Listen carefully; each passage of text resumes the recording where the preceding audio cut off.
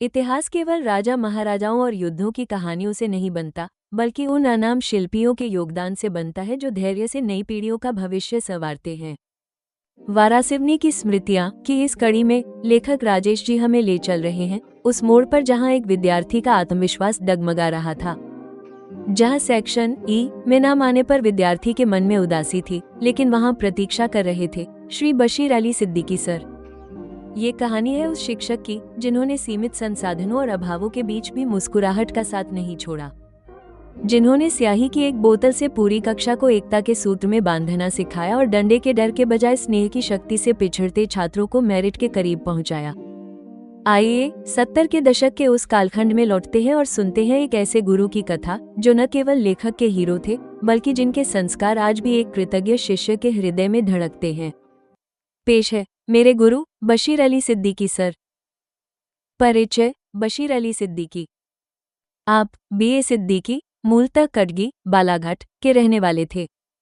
आप कुशाग्र बुद्धि एवं अपने कार्य को पूर्ण लगन एवं निष्ठा से करने वाले व्यक्ति थे।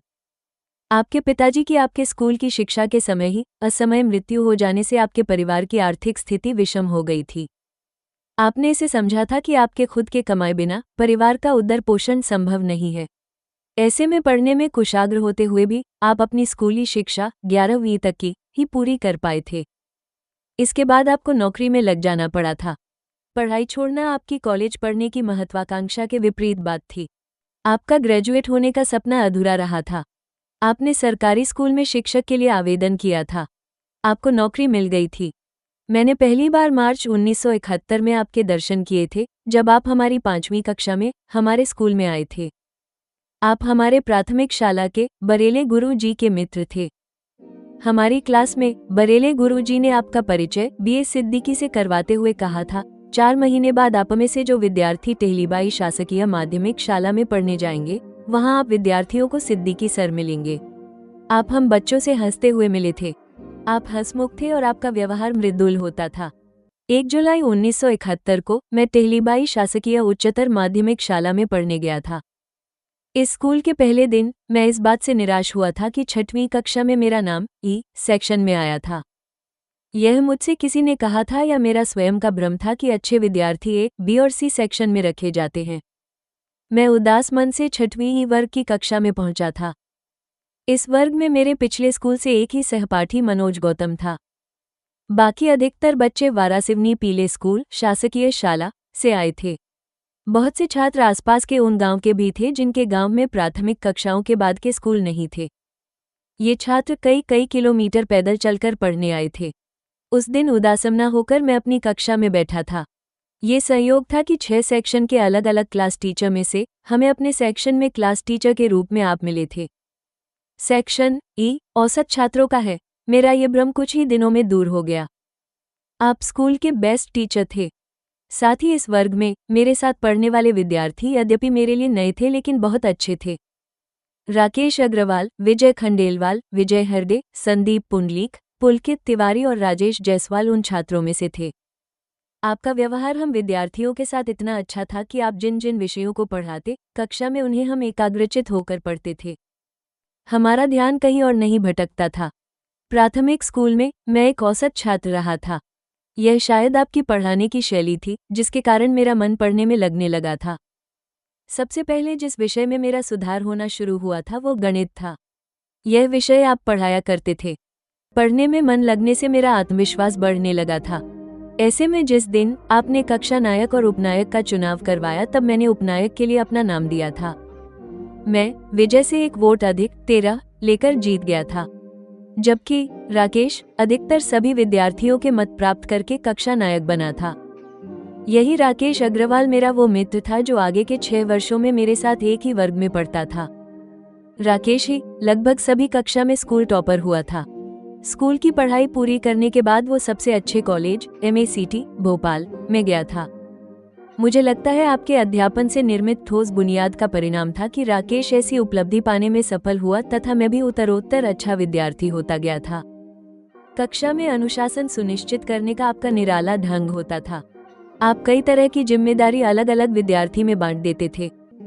हम सभी फाउंटेन पेन से लिखा करते थे। जो विद्यार्थी स्कूल के पहले अच्छी तैयारी करके नहीं आते थे, प्रायः उनके पेन की स्याही कक्षा चलने के बीच खत्म हो जाती थी। आपने एक छात्र को स्याही मंत्री बनाया था।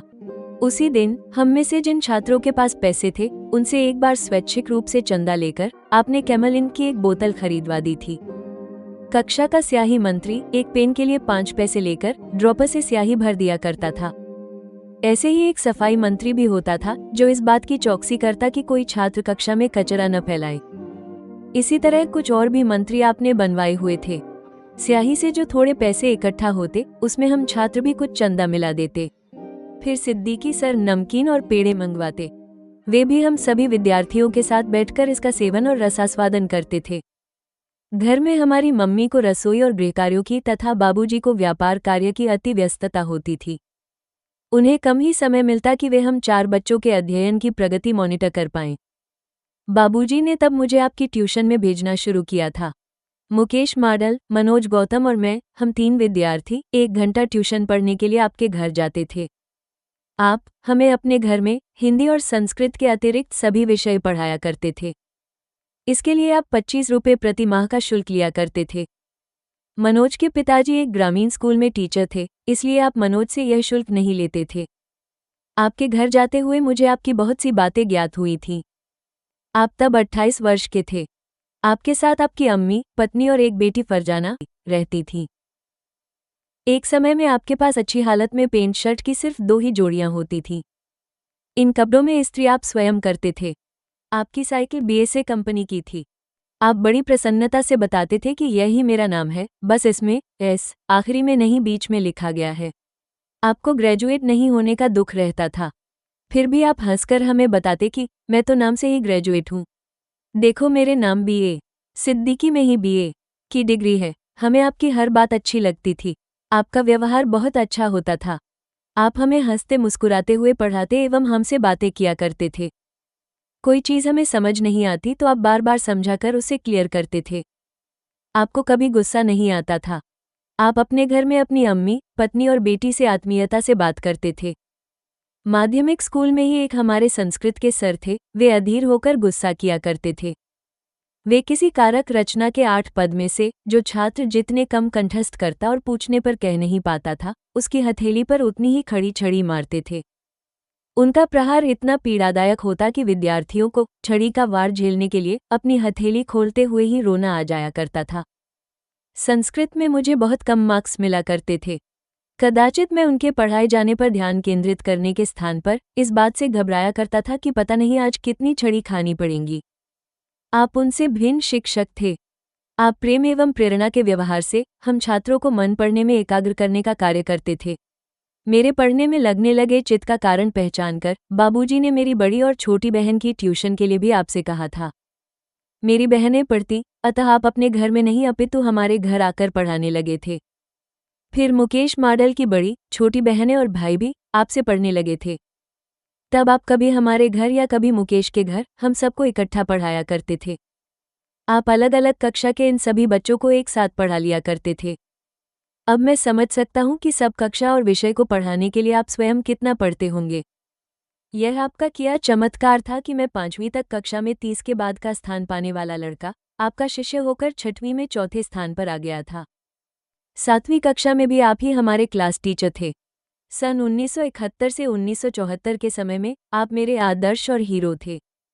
जब कोई हमारा आदर्श होता है तब हम उसकी कुछ नकल अवश्य करते हैं। मेरे लिखने में एवं कहने में चूंकि शब्द आपकी नकल करते हुए आया था। आप इसका प्रयोग बहुत बार करते थे। आपका हिंदी का ई अक्षर लिखने का ढंग भी विशेष था। आप इसे लिखने के लिए हिंदी का 3 लिखते और फिर उसके ऊपर रेखा खींच देते। मैंने इसकी भी नकल की थी। हम शायद 7वीं कक्षा में थे जब आप अपनी दूसरी बेटी रेहाना के भी अब्बा हुए थे। आप मुस्लिम थे, लेकिन हमारे होली में रंग डालने पर हमारी भावनाओं को समझते हुए सहर्ष होली खेलते थे। आप पान में जर्दे के शौकीन थे। जब आप पान चबाते हुए हमें पढ़ाते तब आपके मुंह से जर्दे की सुगंध आया करती थी। आपका हर काम तसल्ली से होता था।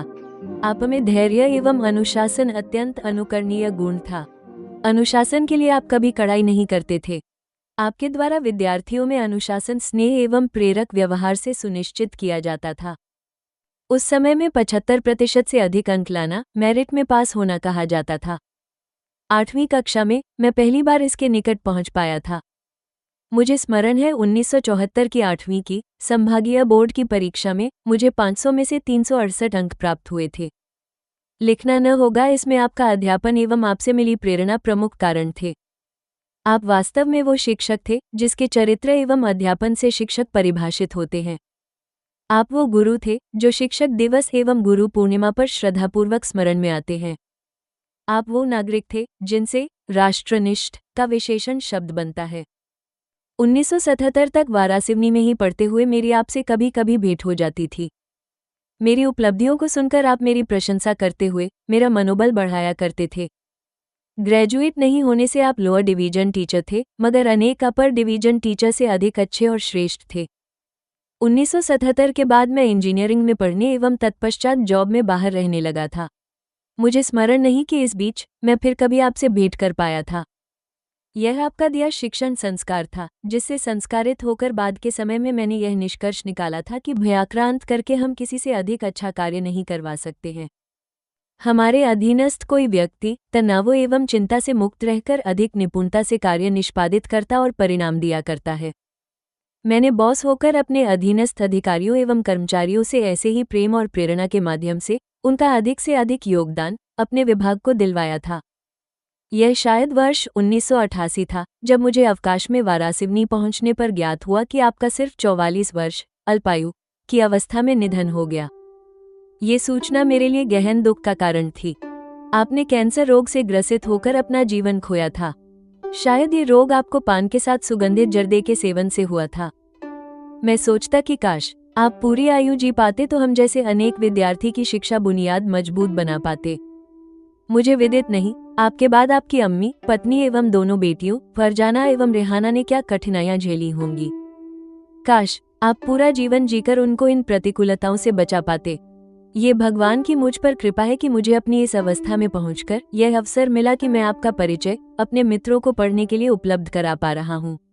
अब आप तो रहे नहीं, मगर सुनने वाले ये भली भांति समझ सकते हैं कि अपने सद कार्य के माध्यम से कोई सद्पुरुष कैसे किसी अन्य के हृदय में जीवित रह लिया करता है।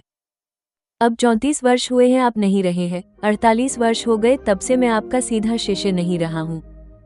तब भी आप मेरे हृदय में एवं मेरे कृतज्ञ भाव में अभी भी विराजमान रहते हैं। मैं सोचता हूँ मनुष्य का आत्मिक रूप अरूप ही होता है। हम करोड़ों व्यक्तियों को अपने हृदय में स्थान दे सकते हैं। शर्त बस इतनी सी होती है कि कोई आप जैसा सद्कार्य करने वाला सद्पुरुष तो हो। आपको आज आपके शिष्य राजेश का व्यक्त रूप से शत शत नमन। आदरणीय सर बशीर अली सिद्दीकी। प्रिय श्रोता, आज की इस कड़ी को सुनकर शायद आपकी आंखों के सामने भी अपने किसी प्रिय गुरु की छवि उभर आई होगी।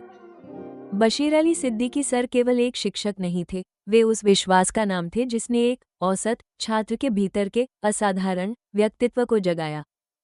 आज जब हम पीछे मुड़कर देखते हैं तो समझ आता है कि शिक्षा केवल पुस्तकों और संख्याओं में नहीं, बल्कि उन छोटे छोटे संस्कारों में छिपी होती है जो सिद्दीकी सर ने स्याही मंत्री बनाकर या प्रेम से गणित समझाकर हमारे भीतर बोए थे। वे आज हमारे बीच नहीं हैं, लेकिन उनके सिखाए धैर्य, अनुशासन और स्नेह के पाठ आज भी मेरे और कदाचित उनके हर विद्यार्थी के जीवन में मार्गदर्शक का काम कर रहे हैं। इतिहास भले ही उन्हें स्मरण न रखे, लेकिन एक कृतज्ञ शिष्य के हृदय में वे हमेशा अमर रहेंगे। वारासिवनी की स्मृतियां की इस कड़ी से जुड़ने के लिए आपका हृदय से आभार। अगर इस कहानी ने आपके मन को छुआ हो तो अपने उन गुरुओं का स्मरण करना न भूलें जिन्होंने आपकी नींव मजबूत की। अगली कड़ी में फिर मिलेंगे वारासिवनी की गलियों से जुड़ी एक और अनकही याद के साथ। तब तक के लिए मैं राजेश आपसे विदा लेता हूँ। नमस्ते।